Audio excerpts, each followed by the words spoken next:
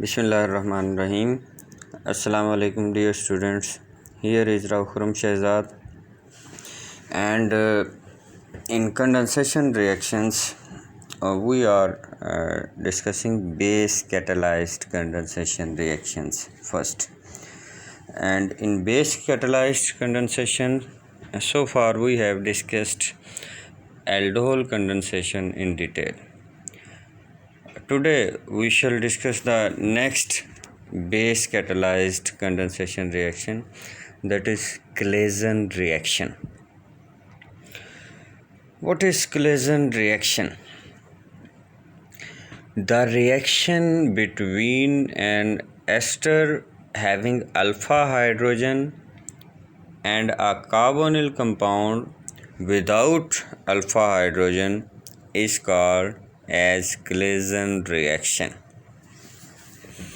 दो molecules combine होंगे, इनमें से एक एस्टर होगा और ऐसा एस्टर जिसके पास अल्फ़ा हाइड्रोजन हो, और दूसरा आपका कार्बोनिल कंपाउंड होना चाहिए, और कार्बोनिल कंपाउंड एल्डिहाइड या कीटोन में से preferentially not having alpha hydrogen. ऐसा एल्डिहाइड या कीटोन होना चाहिए जिसके पास अल्फ़ा हाइड्रोजन ना हो। तो जब ऐसे एल्डिहाइड या कीटोन को जिसके पास अल्फ़ा हाइड्रोजन ना हो ऐसे एस्टर के साथ रिएक्ट करवाएंगे जिसके पास अल्फ़ा हाइड्रोजन हो, तो सच आ रिएक्शन इज़ कॉल्ड क्लेज़न रिएक्शन।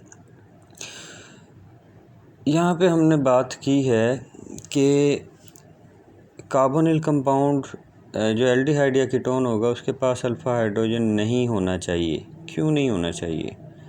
वो इसलिए कह रहे हैं ताकि जो है ना वो वेरियस टाइप ऑफ प्रोडक्ट्स से बचा जा सके, ताकि उनकी सेल्फ़ कंडेंसेशन से बचा जा सके। हमारे पास सिर्फ एक कंपाउंड होगा जिसके पास अल्फ़ा हाइड्रोजन होगा, तो इससे हमें एक मेजर प्रोडक्ट मिलने के चांसेस ज़्यादा होंगे।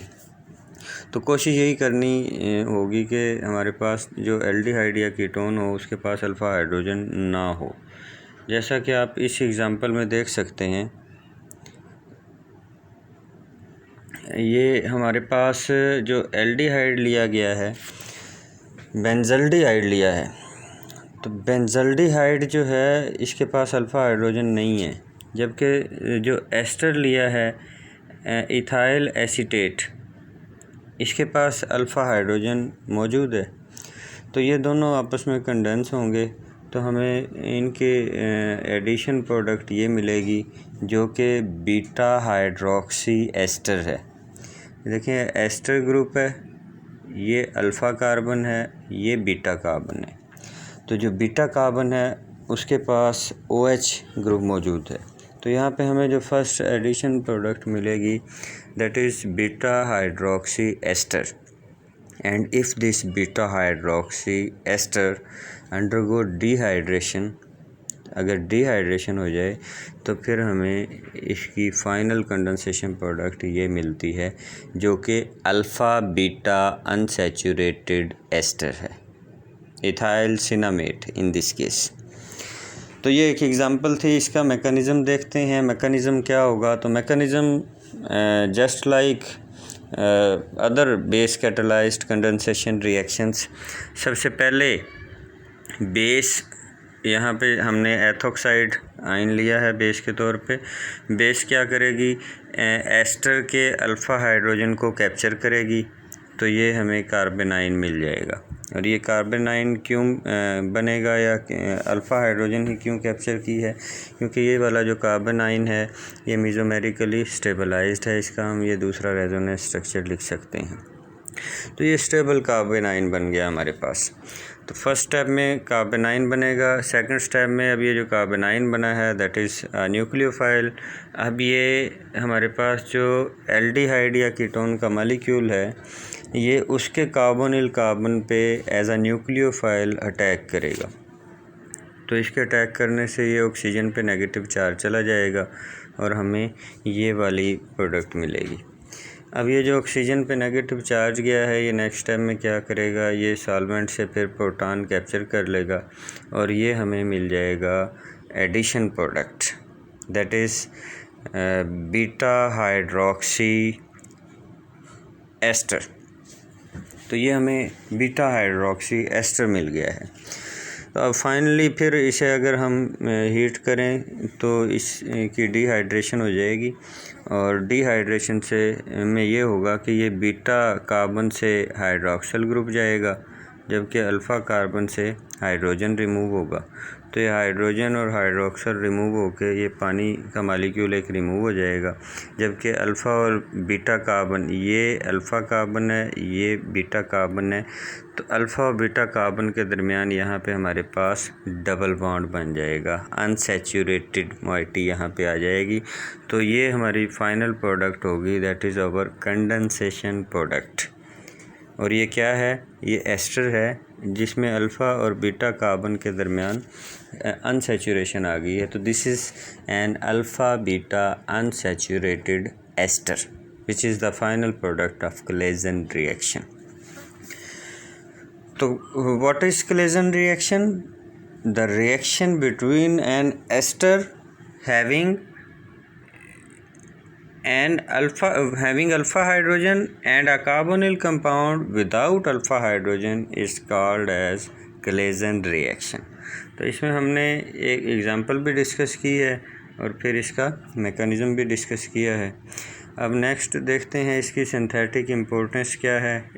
तो सिंथेटिक एप्लीकेशंस वही जो हमने पहले बात की है कि कोलेजन रिएक्शन की मदद से हम बीटा हाइड्रोक्सी एस्टर भी हासिल कर सकते हैं और अल्फ़ा बीटा अनसैचुरेटेड एस्टर भी बना सकते हैं।